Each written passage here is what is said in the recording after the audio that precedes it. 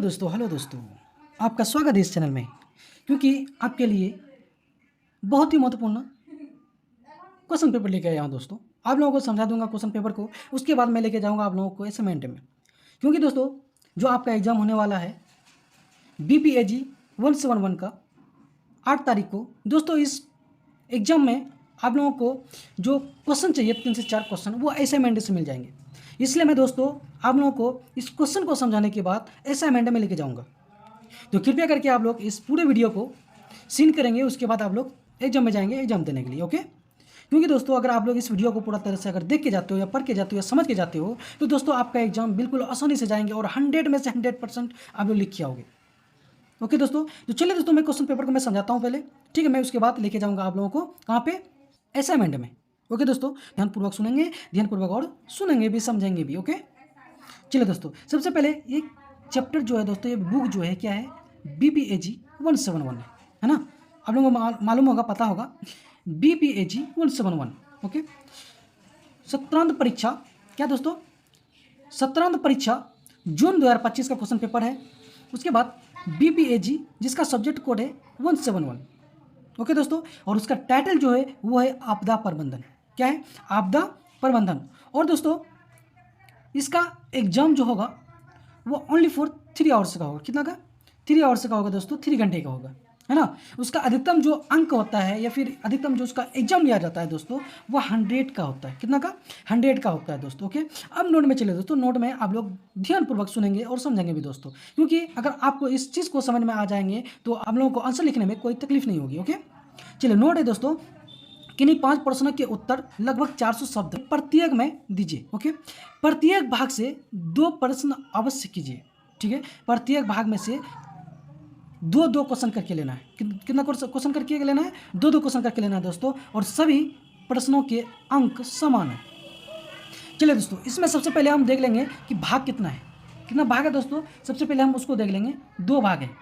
कितना भाग है दोस्तों, 2 भाग है ना। हम लोग देख लिए कि कितना टोटल 2 भाग है दोस्तों। तो पहला भाग में से 4 क्वेश्चन पूछा गया दोस्तों। कितना क्वेश्चन, 4 क्वेश्चन पूछा गया है।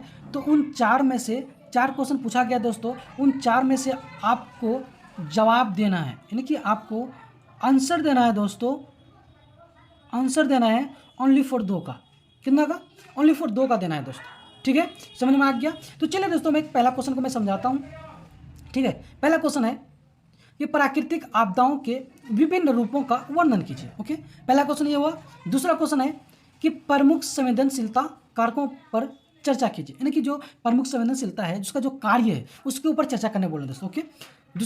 तीसरा है दोस्तों कि आपदा प्रबंधन अधिनियम के अंतर्गत संस्थागत ढांचे पर एक टिप्पणी लिखिए। क्या, किस पे लिखने बोल रहे हैं दोस्तों, आपदा प्रबंधन अधिनियम के ऊपर, ठीक है। उसके अंतर्गत जो था उसमें टिप्पणी करने बोल रहे हैं, उसके ढांचे पे टिप्पणी लिखने बोल रहे हैं, ओके। समझ आ गया क्वेश्चन। और चौथा क्वेश्चन है दोस्तों कि निम्नलिखित में से प्रत्येक पर लगभग 200 शब्दों में संक्षिप्त टिप्पणियां लिखिए। कितना में, 200 शब्दों में प्रत्येक में से संक्षिप्त में टिप्पणी लिखने बोल रहे हैं दोस्तों। और ये टिप्पणी किस पे लिखने बोल रहे हैं, नीचे आपका 2 क्वेश्चन दिया गया है दोस्तों। कितना, 2 क्वेश्चन दिया गया है। और ये 2-2 क्वेश्चन जो है दोस्तों 10-10 नंबर करके है। पहला क्वेश्चन है 10 नंबर का, दूसरा क्वेश्चन है 10 नंबर का, ये दोनों 20 नंबर का हो गए, ठीक है। यानी 4 नंबर क्वेश्चन में आपको 2 क्वेश्चन पूछा गया है, जिसका नाम है क में है मानव निर्मित आपदा के प्रकार, इस पे लिखना है दोस्तों, ओके। खोज और बचाव पे इस पे लिखना है, ठीक है। आगे पहला पार्ट को समझ गए हम लोग दोस्तों। अब आइए भाग 2 में। भाग 2 क्या बोलते हैं दोस्तों, उसके बारे में समझेंगे, ओके दोस्तों। भाग 2 बोलते हैं, भाग 2 में क्वेश्चन है 5 नंबर, महत्वपूर्ण क्षेत्रों के लिए क्षति मूल्यांकन योजना के प्रमुख पहलुओं की जांच कीजिए, ओके। महत्वपूर्ण क्षेत्रों के लिए क्षति मूल्यांकन, जो क्षति हुआ उसका मूल्यांकन का योजना के प्रमुख पहलुओं की जांच करने बोल रहे हैं दोस्तों, ओके। समझ में आ गया। उसके बाद छठा है दोस्तों पुनर्निर्माण, यानी कि पुनर्निर्माण जो होता है, दोबारा निर्माण जो होता है, उस कार्यों को वित्त पोषण व्यवस्था पर चर्चा कीजिए, ओके। ये 2 क्वेश्चन समझ गए दोस्तों। अब नीचे है 7वां और 8वां। 7वां में समझा देता हूँ दोस्तों। 7वां कहते हैं क्वेश्चन, समुदाय आधारित आपदा जोखिम प्रबंधन पर एक टिप्पणी लिखिए, ओके। समझ गए क्वेश्चन नंबर 7 का। अब क्वेश्चन नंबर 8 में है दोस्तों कि निम्नलिखित में से प्रत्येक पर लगभग 200 शब्दों में संक्षिप्त टिप्पणियां लिखिए। देखिए जो क्वेश्चन 4 नंबर पे है वही क्वेश्चन 8 नंबर पे है, बट उसमें भी दो क्वेश्चन था और इसमें भी 2 क्वेश्चन है ना। ये भी आपका 10 नंबर का है दोस्तों और ये भी आपका 10 नंबर का है। ओके, चलिए क का है आपदाएं विकास पहलकदमियों के अवसर के रूप में, ठीक है, उस पर लिखना है और मूलभूत ज्ञान के प्रकार पर लिखना है। ओके दोस्तों, यानी कि आई होप आप लोग इस क्वेश्चन पेपर को अच्छे तरीके से समझ गए होंगे दोस्तों। ठीक है, चलिए हम आगे लेके चलते हैं आप लोगों को असाइनमेंट को समझाने के लिए। ओके दोस्तों, असाइनमेंट में आप लोग ध्यानपूर्वक सुनेंगे और समझेंगे भी, क्योंकि दोस्तों असाइनमेंट से 3 से 4 क्वेश्चन पूछा जाता है। ओके, आप लोग घबराने, आप लोगों का 100%। इससे पहले दोस्तों आप लोगों को क्वेश्चन और आंसर जो है, इंपॉर्टेंट क्वेश्चन और आंसर जो है समझा दिया गया है और अपलोड भी कर दिया गया है, तो आप लोग कृपया करके उसको भी समझ लें, उसका भी क्लास कर लें। ठीक है, उसका मैं इसको भी समझा देता हूँ और 3 से 4 क्वेश्चन जो आएंगे दोस्तों वो असाइनमेंट से आएंगे, तो असाइनमेंट में समझा देता हूँ आप लोगों को। ठीक है, तो चलिए दोस्तों मैं आप लोगों को लेके आ गया हूँ असाइनमेंट में। दोस्तों मैं पहले बता चुका था कि मैं असाइनमेंट इसलिए समझाऊंगा क्योंकि आपके एग्जाम में 3 से 4 क्वेश्चन असाइनमेंट से पूछे जाते हैं दोस्तों। ठीक है, उसके बाद जिस भी स्टूडेंट्स को अगर नोट्स चाहिए तो नोट्स अवेलेबल है हमारे पास, आप नोट्स भी ले सकते हैं। ओके दोस्तों, तो चलिए मैं ये असाइनमेंट को दोस्तों मैं शॉर्ट में समझाऊंगा। ठीक है, आप लोग हिंट कर लेना, ठीक है, देख लेना, पढ़ लेना और ध्यानपूर्वक समझना दोस्तों। अगर समझ जाओगे तो अगर आपके दिमाग में अटैक हो जाएगा तो दोस्तों आपको खुद समझ में आ जाएगा। ठीक है, तो चलिए दोस्तों सबसे पहले क्या है, सत्रीय कार्य का क्या दोस्तों, सत्रीय कार्य का निम्नलिखित प्रश्न के उत्तर लगभग 500 शब्द प्रत्येक में दीजिए। कितने शब्द में देने बोल रहे हैं दोस्तों, 500 शब्द में देने बोल रहे हैं। तो यहाँ पे हमको 500 शब्द रहे कितने रहे उससे मतलब नहीं है। ओके, हम लोग को क्वेश्चन समझने से मतलब है दोस्तों। आपदा को परिभाषित कीजिए, क्वेश्चन है, क्वेश्चन नंबर पहला है आपदा को परिभाषित कीजिए और इसके प्रकारों की चर्चा कीजिए। क्या है दोस्तों, आपदा को परिभाषित कीजिए और इसके प्रकारों की चर्चा कीजिए, यानी कि आपदा को जो परिभाषित करना है उसको करना ही है, उसके साथ साथ इसके प्रकार जो होती है उसका भी चर्चा करना है। ठीक है, तो चलिए दोस्तों, आपदा व प्रत्याशित है ना, आपदा व प्रत्याशित घटना होती है जो मानव जीवन, संपत्ति और पर्यावरण में या पर्यावरण पर गंभीर प्रतिकूल प्रभाव डालती है। यह ऐसी स्थिति है जिसमें सामान्य संसाधन और तैयारी प्राप्त नहीं होते और परंतु बचाव और राहत की आवश्यकता होती है।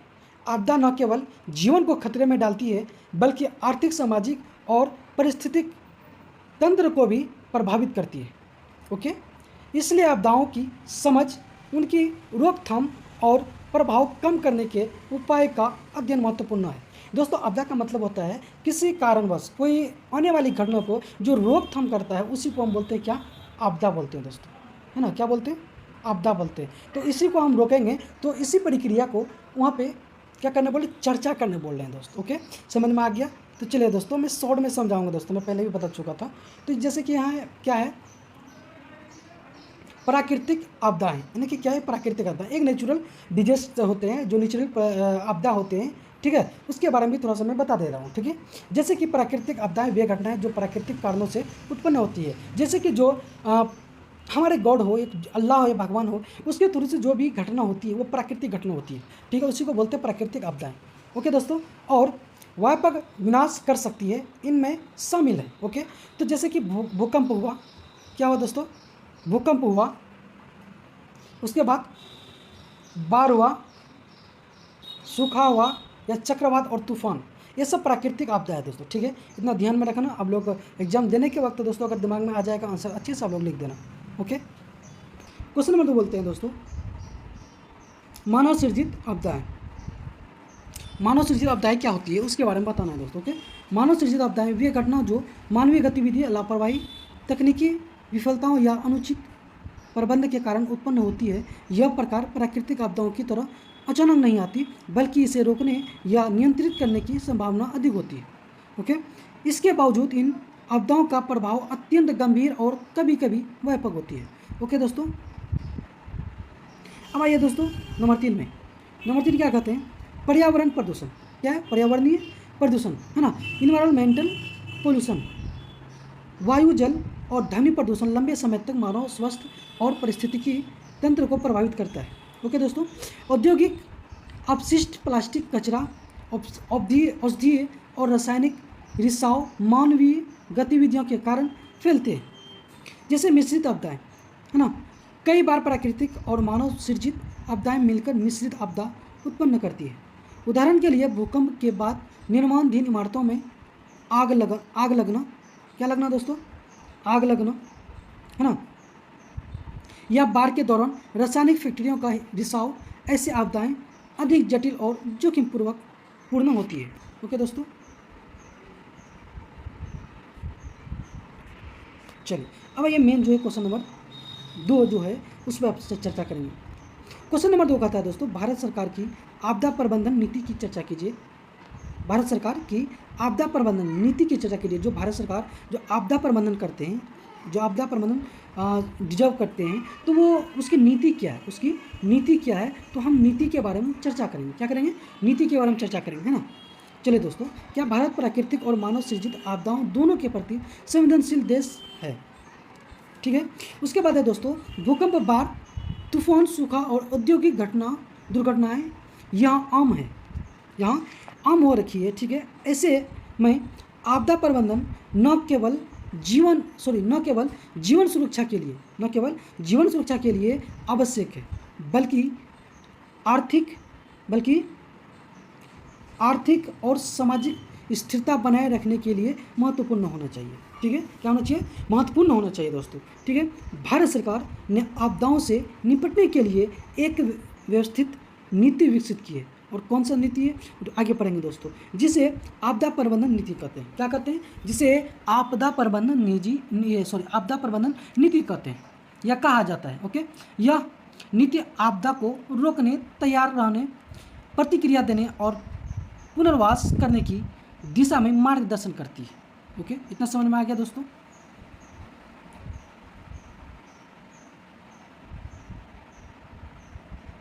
चलिए, स्तरीय कार्य ख, क्वेश्चन नंबर है 3। क्वेश्चन नंबर 3 कहता है दोस्तों कि मानव निर्मित आपदा पर एक लेख लिखिए। क्या, मानव निर्मित आपदा पर एक लेख लिखिए। ओके। मानव निर्मित आपदा वे आपदाएं होती है जो प्राकृतिक के बजाय मानव की गतिविधियों, लापरवाहियों, गलत निर्णय या तकनीकी विफलताओं के कारण उत्पन्न होती है। ओके दोस्तों, जैसे कि कोई व्यक्ति, है ना, कोई व्यक्ति लापरवाही कर लेते हैं या गलत निर्णय ले लेते हैं, उसी के कारण दोस्तों हमारे देश में हमारे नागरिक को नुकसान पहुंच जाता है। तो इस चीज़ को गौर में रखते हुए हम लोगों को आपदा प्रबंधन पर ध्यान देना चाहिए। ओके। इन आपदाओं का प्रभाव मानव जीवन, पर्यावरण, संपत्ति और सामाजिक व्यवस्था पर गहरा और दीर्घकालिक होता है। ओके दोस्तों, औद्योगिकीकरण, शहरीकरण और तकनीकी विकास के साथ साथ मानव निर्मित आपदा की संभावना भी बढ़ती जा रही है। लेकिन मानव निर्मित आपदा जो है दोस्तों, ये भी बढ़ती जा रही है, आजकल कम हो ही नहीं रहा है। तो हम लोग को कंट्रोल करना चाहिए, किसमें, मानव निर्मित आपदा को रोकने के लिए, है ना। चलिए दोस्तों,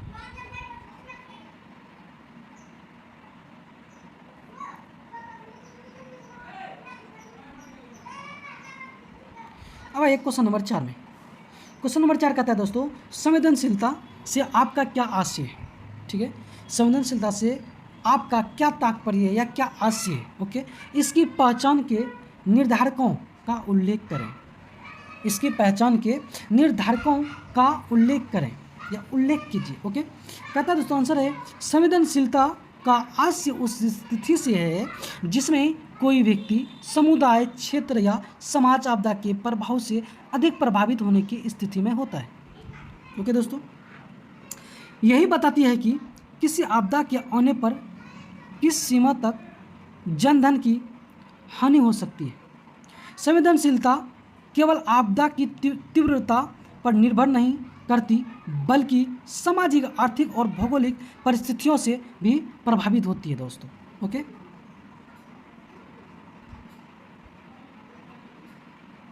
चलिए और आ गया दोस्तों, संवेदनशीलता की पहचान कि कई निर्धारक होते हैं। पहला निर्धारक आर्थिक स्थिति, गरीबी, बेरोजगारी और सीमित संसाधन, है ना। सीमित संसाधन लोगों की आपदा से निपटने का क्षमता को कम कर देते हैं। क्या कर देते हैं दोस्तों, कम कर देते हैं, है ना। दूसरा निर्धारक सामाजिक कारक है, जिसमें शिक्षा का स्तर, स्वास्थ्य सुविधाएं, सामाजिक भेदभाव और जनसंख्या घनत्व शामिल है। अशिक्षित और वंचित वर्ग अधिक संवेदनशील होते हैं। तीसरा निर्धारक भौगोलिक स्थिति है। नदी किनारे, तटीय क्षेत्र, पहाड़ी इलाके और भूकंप संभावित क्षेत्र अधिक जोखिम में रहते हैं। चौथा निर्धारक भौतिक संरचना है, जैसे कमज़ोर मकान, अविकसित बुनियादी ढांचा और असुरक्षित निर्माण। पांचवें निर्धारक प्रशासनिक और संस्थागत क्षमता है। कमज़ोर शासन, आपदा प्रबंधन योजनाओं की कमी और चेतावनी प्रणाली का अभाव संवेदनशीलता को बढ़ाता है। ओके दोस्तों, आई होप आप लोग अच्छे तरीके से समझते होंगे। चलिए दोस्तों, क्वेश्चन नंबर 5 पे। क्वेश्चन नंबर 5 कहते हैं दोस्तों कि भारत में होने वाली विभिन्न प्राकृतिक आपदाओं के प्रकार, है ना, आपदाओं के प्रकारों की चर्चा कीजिए। यानी कि भारत के अंदर में जो अलग अलग प्राकृतिक आपदा जो होते हैं, अलग अलग प्राकृतिक जो आपदा होते हैं दोस्तों, उनके प्रकारों की चर्चा करने वाले, उनके प्रकार बोले तो उनका क्या कारण है, क्या क्या प्रॉब्लम है, क्या क्या दिक्कत है, उसकी चर्चा करने बोल रहे हैं। ठीक है, तो कहते हैं दोस्तों, आंसर है भारत की प्राकृतिक संरचना अत्यंत जटिल और विविध है। ठीक है, जिसके कारण यहाँ अनेक प्रकार की प्राकृतिक आपदाएं उत्पन्न होती रहती है। ठीक है, अनेक प्रकार की प्राकृतिक आपदाएं उत्पन्न होती रहती है। पर्वत मैदान, पठार, मरुस्थल और समुद्र तट जैसे भौगोलिक स्वरूप देश को प्राकृतिक आपदाओं के प्रति संवेदनशील बनाते हैं। इन आपदाओं का प्रभाव मानव जीवन के साथ साथ सामाजिक और आर्थिक व्यवस्था पर भी पड़ता है। दोस्तों, भारत में पाए जाने वाली प्रमुख प्राकृतिक आपदाओं में बाढ़ का विशेष स्थान है। मानसूनी वर्षा की अनियमितता और नदियों के अति प्रवाह से बाढ़ की स्थिति बनती है, जिससे कृषि भूमि और आवासीय क्षेत्रों को नुकसान पहुंचता है। ओके दोस्तों, जैसे कि ये दोस्तों भूकंप है, चक्रवात है, सूखा है। ओके, अब आइए दोस्तों स्तरीय कार्य गाँव में, किसमें स्तरीय कार्य गाँव में, तो यहाँ भी 100 अंक का बोलते हैं दोस्तों। खैर, हम लोग क्वेश्चन के ऊपर ध्यान देंगे, क्वेश्चन क्या बोलते हैं, है ना। चलिए दोस्तों, क्वेश्चन नंबर 6 है खतरा यानी कि हज़ार्ड को परिभाषित कीजिए। खतरा को परिभाषित कीजिए। खतरा कैसे होते हैं, क्यों होते हैं और क्यों आते हैं, है ना। खतरा वह संभावित स्थिति, घटना या प्रक्रिया होती है जो मानव जीवन, संपत्ति, पर्यावरण और सामाजिक आर्थिक व्यवस्था को नुकसान पहुंचा सकती है। ओके, खतरे का अस्तित्व स्वयं भी विनाश नहीं करता, लेकिन जब वह किसी संवेदनशील क्षेत्र या समुदाय को प्रभावित करता है तब आपदा का रूप ले सकता है। खतरे प्राकृतिक भी हो सकते हैं, जैसे भूकंप, बाढ़ और चक्रवात, तथा मानव निर्मित भी, जैसे औद्योगिक दुर्घटनाएं, आगजनी और रासायनिक रिसाव। खतरे की पहचान आपदा प्रबंधन की पहली और महत्वपूर्ण कड़ी मानी जाती है, क्योंकि इससे जोखिम का आकलन और रोकथाम संभव हो पाती है। ओके दोस्तों, अब आइए क्वेश्चन नंबर 7 में है जलीय आपदाओं, है ना। जलीय आपदाओं से आप क्या आशा है, यानी कि जलीय आपदाओं से आप क्या आशा रखते हैं ना। जलीय आपदाएं वे आपदाएं होती है जो जल से संबंधित प्राकृतिक या मानव निर्मित कारणों से उत्पन्न होती है। इनमें बाढ़, चक्रवात, सुनामी, बादल फटना, समुद्र तूफान और बांध टूटना शामिल है। जैसे कि दोस्तों कहीं अगर नहर होती है, उसमें अगर पानी बहती है, तो अगर वो बाढ़ आते हैं तो उसके कारण, उसी के कारण होते हैं। और क्यों होते हैं, वो बाढ़ टूट जाने के कारण बाढ़ आ जाती है। ओके दोस्तों, अब सुनामी या बादल फट जाना, है ना, या फिर समुद्र तूफान, समुद्र में जब तूफान आता है दोस्तों, तो उसका पानी को कोई रोक नहीं सकता है। ठीक है, अभी बांध टूटना जो बताया वो हो गया दोस्तों। अच्छा चलिए, अत्यधिक वर्षा, नदियों का उफान, समुद्र तल में परिवर्तन। ओके दोस्तों, उसके बाद है जल प्रबंधन की विफलता, जलीय आपदाओं के प्रमुख कारण हैं। ओके, आई होप आप लोग अच्छे तरीके से समझते होंगे। ये आपदाएं मानव जीवन, कृषि, आवास और आधारभूत संरचनाओं को गंभीर रूप से प्रभावित करती है। जलीय आपदाओं से निपटने के लिए पूर्व चेतावनी प्रणाली, जल प्रबंधन और तटीय सुरक्षा अत्यंत आवश्यक है। चलिए दोस्तों, अब आइए क्वेश्चन नंबर 8 में। चलिए दोस्तों, क्वेश्चन नंबर 8 कहता है आपदा न्यूनीकरण उपायों का उल्लेख कीजिए। आपदा न्यूनीकरण उपायों का उद्देश्य आपदाओं से होने वाली क्षति को कम करना होता है। इसके अंतर्गत खतरे की पहचान, जोखिम का आकलन और संवेदनशीलता क्षेत्रों का निर्धारण किया जाता है। मजबूत भवन निर्माण, भूमि उपयोग नियोजन, तटीय सुरक्षा, वृक्षारोपण और पर्यावरण संरक्षण प्रमुख उपाय हैं। जैसे कि दोस्तों आपदा न्यूनीकरण उपायों का उल्लेख, यानी कि जो आपदा को अगर रोकना है दोस्तों, जैसे कि जो वर्षा नहीं होना या फिर और भी कुछ होता है, क्षति होता है। जैसे कि दोस्तों वृक्षारोपण, यानी कि आप पेड़ पौधा रोकते हो तो उसका पर्यावरण अच्छे होते हैं, अच्छा शुद्ध हवा मिलती है ना। उसके बाद पर्यावरण संरक्षण होता है, ठीक है। उसके बाद उपयोग नियोजन होता है, तटीय सुरक्षा होता है, ओके। भूमि का उपयोग नियोजन होता है दोस्तों। तो ये चीज़ हम लोग अगर ध्यानपूर्वक अगर समझाएंगे, देखेंगे, अगर ये कार्य हम लोग कर सकते हैं तो कर लेना चाहिए, क्योंकि दोस्तों इससे पर्यावरण शुद्ध होती है, ठीक है। उसके बाद हमारे पर्यावरण शुद्ध होती है तो इससे हमको शुद्ध और ऑक्सीजन भी मिलती है दोस्तों, ओके। इसके साथ ही जन जागरूकता, आपदा पूर्व प्रशिक्षण, चेतावनी प्रणाली और सामुदायिक भागीदारी भी महत्वपूर्ण भूमिका निभाती है। प्रभावी आपदा न्यूनीकरण न केवल जनधन की रक्षा करता है बल्कि सतत विकास को भी सुनिश्चित करता है, ओके दोस्तों। आइए अब क्वेश्चन नंबर 9 में चलिए दोस्तों। क्वेश्चन नंबर 9 कहता है, क्षति आकलन के विभिन्न आयामों का उल्लेख कीजिए। क्षति आकलन का आंसर है, क्षति आकलन का अर्थ आपदा के बाद हुए नुकसान का व्यवस्थित मूल्यांकन करना। क्या है? जो मान के चलिए आपदा, जो मान के चलो बाढ़ आते हैं या फिर आंधी तूफान आते हैं, तो उसके बाद जो नुकसान होती है, जो उसका जो भी भरपाई करता है, उसका मूल्यांकन का जो मूल्यांकन करता है, उसका नुकसान का जो व्यवस्थित मूल्यांकन करता है, उसी को हम बोलते हैं क्या? क्षति आकलन, ठीक है। उसके बाद इसके विभिन्न आयाम होते हैं, इसके अलग अलग क्या होते हैं? आयाम होते हैं, तरीका होते हैं। पहला मानवीय क्षति, जिससे मृत्यु, चोट, विस्थापन और स्वास्थ्य संबंधी प्रभाव शामिल हैं। दूसरा भौतिक क्षति, जिसमें घर, सड़क, पुल, स्कूल और अन्य बुनियादी ढांचे को हुआ नुकसान आता है। तीसरा आर्थिक क्षति, जैसे आजीविका का नुकसान, उद्योगों और कृषि पर प्रभाव। चौथा पर्यावरण क्षति, जिसमें भूमि, जल, वन और जैव विविधता को हुई हानि शामिल है। इन सभी आयामों का आकलन राहत और पुनर्वास योजना के लिए आवश्यक होता है। चलिए दोस्तों, क्वेश्चन नंबर 10। क्वेश्चन नंबर 10 कहते हैं दोस्तों कि पुनर्वास को परिभाषित कीजिए। पुनर्वास को परिभाषित कीजिए और उसके प्रकारों को खोजिए, ठीक है दोस्तों।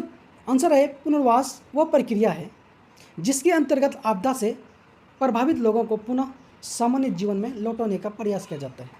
जो टीना होती है, कच्चे का मकान होती है दोस्तों, गिर जाते हैं या फिर उड़ जाते हैं उसके, तो उसका दोबारा बना के देना या उसका मुआवजा देना, उसी को बोलते हैं पुनर्वास, ओके दोस्तों। इसमें आवास, आजीविका, सामाजिक सुरक्षा और बुनियादी सुविधाओं की पुनर्स्थापना शामिल होती है। देखिए, उसके बाद है पुनर्वास के प्रमुख प्रकार। भौतिक पुनर्वास, जिसमें मकान और ढांचे बनाए जाते हैं, ओके दोस्तों, अभी बताए थे ना।